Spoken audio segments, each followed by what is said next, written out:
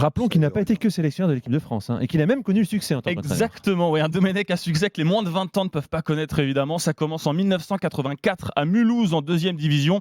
Il est coach pendant 4 ans. Raymond Domenech emmène les Alsaciens à chaque fois en barrage d'accession sans jamais parvenir à monter. Mais en 1988, Jean-Michel Aulas, alors tout jeune président de l'Olympique lyonnais, rappelle à la maison Domenech, lui le Lyonnais pure souche. Et la réussite est immédiate. Le club lyonnais qui végétait depuis 5 ans en D2 est champion.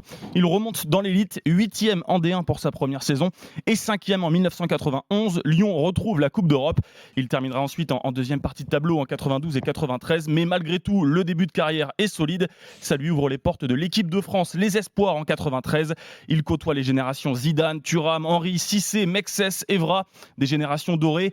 Mais pour peu de succès, le meilleur résultat, une demi-finale de l'Euro Espoir 94.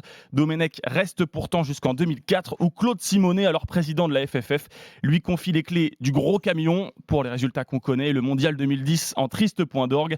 Et après Nice Now, il disparaît des radars footballistiques, squatte la télé et la radio. D'abord en 2011 comme coach dans une émission de télé-réalité. Et Domenech est ensuite chroniqueur chez nos confrères de RTL, Europe 1 et surtout l'équipe depuis 2016. Et Raymond Domenech est aujourd'hui président de l'UNECATEF, le syndicat des entraîneurs français. Et on retiendra de ce rôle sa critique et son opposition justement au FC Nantes. Quand Kita avait recruté Ranieri à 65 ans, Domenech le jugeait trop vieux pour coacher. Il s'appuyait d'ailleurs sur une charte de la LFP qui juge qu'après 65 ans, on ne peut plus coacher un club professionnel. On rappelle que Raymond Domenech fêtera ses 69 ans dans un mois.